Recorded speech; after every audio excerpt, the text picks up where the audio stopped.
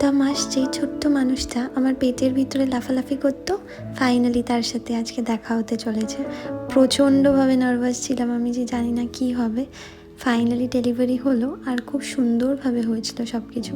বিশ্বাস করো, আমার কাছে একটা স্বপ্ন ছিল যে চোখ খুলে আমি ওকে দেখতে পাবো।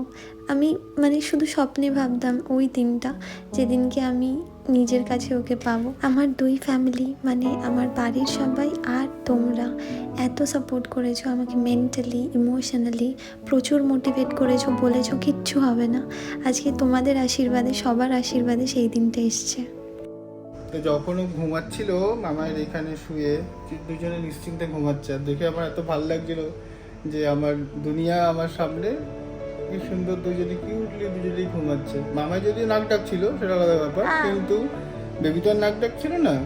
দুজনে কি সুন্দর শান্তিতে ঘুমাচ্ছে, আর আমার দেখে কি ভালো লাগছিল। আমি তো কনস্ট্যান্ট দাঁড়িয়ে